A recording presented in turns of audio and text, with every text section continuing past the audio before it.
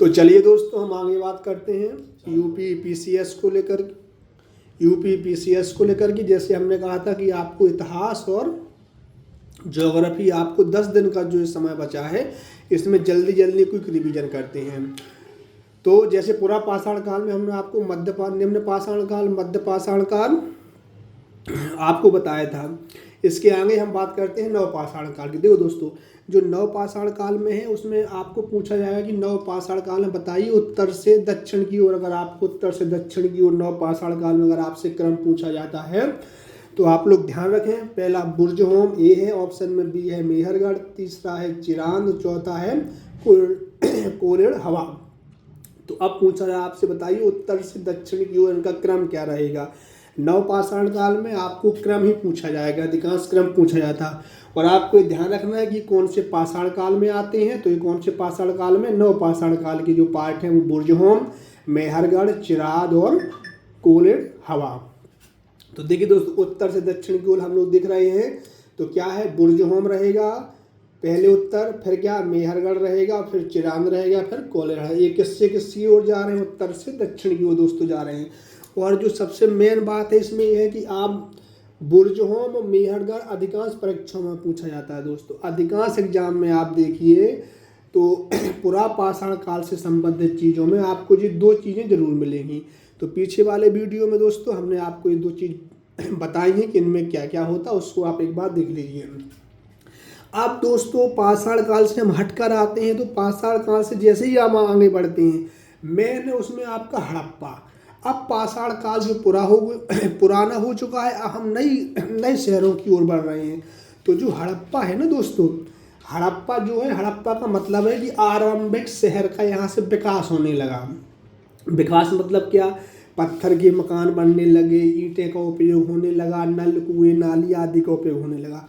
तो चलिए दोस्तों जल्दी जल्दी क्विक रिवीजन करते हैं। तो हड़प्पा के शहरों की अनूठी विशेषताएं क्या थी। देखिए दोस्तों, हड़प्पा के कई शहर दो या दो से अधिक भागों में विभाजित थे। तो कई जगह आपसे पूछा जाए कि क्या हड़प्पा के शहर एक ही मंजिल के थे, तो नहीं, दो या दो से अधिक भागों में विभाजित रहते थे दोस्तों। अगला क्या, देखिए हड़प्पा को जो है वो एक तो है पश्चिमी घाट, एक होता पश्चिमी हिस्सा हड़प्पा का, एक होता दोस्तों पूर्वी भाग हड़प्पा का। तो दोस्तों जो हड़प्पा का पश्चिमी भाग है वो छोटा है और साथ में क्या है, लेकिन उच्चतर था। भाग भले छोटा था, ठीक है ना, लेकिन उनको जो बनाया गया था वो काफ़ी ऊंचे ऊंचे दीवारों की ओर बनाया था। देखो दोस्तों, जो उच्चतर था यह नगर कोटा के रूप में वर्णित था। क्योंकि हड़प्पा को हमने दो भागों में बांटा, एक पश्चिमी हिस्सा, दूसरा क्या था, पूर्वी भाग। तो पश्चिमी हिस्सा भले छोटा था लेकिन उसका क्या था, जो बनाने की क्रिया थी वो उच्चतर था। वो उच्चतर में क्या इसको कहते हैं, इसी को नगर कोटा के रूप में वर्णित किया जाता है। दूसरा अगला भाग क्या, पूर्वी भाग। दोस्तों पूर्वी भाग विशाल होता था, जब पश्चिमी भाग छोटा होगा तो पूर्वी भाग स्वाभाविक विशाल होगा दोस्तों, लेकिन नीचे था। इसमें क्या था दोस्तों, पश्चिमी भाग छोटा था लेकिन क्या था, ऊपर था। और इसमें क्या, पूर्वी भाग विशाल था लेकिन नीचे था दोस्तों। इसमें निचला शहर कहा जाता था। इसको क्या कहा जाता था, निचला शहर। क्यों कहा जाता था निचला शहर, इसको निचला शहर कहा जाता था क्योंकि जो इनकी दीवारें होती थी वो नीचे की ओर बनी होती थी। अब देखो दोस्तों, इसमें क्या है, आपको पूरी भाग में अधिकतर प्रत्येक भाग के चारों तरफ पके हुए ईंट की दीवारें बनाई जाती थी। हड़प्पा में पकी हुई ईंटों का प्रयोग या प्रचलन शुरू हुआ। अब आगे देखते हैं हम लोग, यह ईंटें इतनी अच्छी तरह से पकाई जाती थीं कि भी हजारों सालों तक बनी रहती थी दोस्तों। आज भी आप लोग देखते हैं कि कहीं जगह पे हड़प्पा की विशेषता हमको आज भी मिलती है। हड़प्पा के कई स्थल जो खंडर हो चुके हैं आज भी हमें ज्यों के त्यों मिलते हैं। क्यों, क्योंकि उनकी ईंटें बहुत शानदार होती थी दोस्तों, बहुत ही अच्छी तरीके से उनका यूज किया जाता था। और दोस्तों सबसे बड़ी बात है, वे एक दूसरे के खाँचों में अंटे हुए यान, एक दूसरे के खाँचों में अंटे हुए यान का मतलब दोस्तों इंटरलॉकिंग पैटर्न में व्यवस्थित था। इंटरलॉकिंग का मतलब समझे थे, एक से दूसरा जोड़ा, दूसरे से तीसरा जोड़ा, तीसरे से चौथा जोड़ा, और ये लगातार जुड़ते हुए। मतलब एक इंटरलॉकिंग का मतलब होता है एक दूसरे को जोड़ना आपस में, और जोड़ते हुए तीसरे को फिर चौथे से जोड़ना, चौथे को फिर पांचवें से जोड़ना। तो इस प्रकार की व्यवस्था पहली बार दोस्तों हड़प्पा में देखी गई है। इसके बाद दीवारें भी दोस्तों मजबूत होती थी। जब तो हम आज भी वर्तमान में पुरातत्व जितने भी हम पुरातत्व वर्तमान में देखते हैं उनमें हमें हड़प्पा काल की ही सभ्यता ज़्यादातर नज़र आती, जैसे अफगानिस्तान है, काबुल है, कंधार है, आपका इराक है, ईरान में आज हमें जो भी विरासत के रूप में मिलता है वो किसकी देन है दोस्तों? हड़प्पा सभ्यता की। क्योंकि उस समय जो ईंटें बनाई जाती थी, उस समय की जो कारीगरी थी वो क्या हुआ था, अपने प्रारंभिक शिखर पर तो थी और साथ में बहुत ही बैलेंस तरीके से वो आगे बढ़ रहे थे। दोस्तों अगला देखते हैं अपन, विशेष इमारतों का निर्माण हुआ कुछ शहरों में किया गया था, जैसे नगरकोटा। तो नगरकोटा का जो निर्माण हुआ दोस्तों वो क्या है, बहुत में जो ईंटें का इस्तेमाल हुआ वो बहुत ही शानदार तरीके की थी। दोस्तों उदाहरण के लिए अगर हम देखें तो मोहनजोदड़ो में एक बहुत ही विशेष जलाशय जिसे पुरातत्वविद महान स्नानगार कहते हैं, इस क्षेत्र में बनाया गया था। तो दोस्तों हड़प्पा ही सभ्यता वो ऐसी सभ्यता है जिसमें हमने क्या किया था, मोहनजोदड़ो में क्या हुआ था, एक विशेष जलाशय बना गया था। उस जलाशय को हम क्या कहते हैं, महान स्नानगृह। ये सभ्यता का कब विकास हुआ दोस्तों? हड़प्पा में ही हुआ। अब दोस्तों आगे हम लोग बढ़ते हैं, आगे देखते हैं हड़प्पा की नगर योजना। अभी हमने पढ़ा कि हड़प्पा के शहरों की क्या विशेषता थी दोस्तों, अब पढ़े हड़प्पा की नगर योजना क्या थी।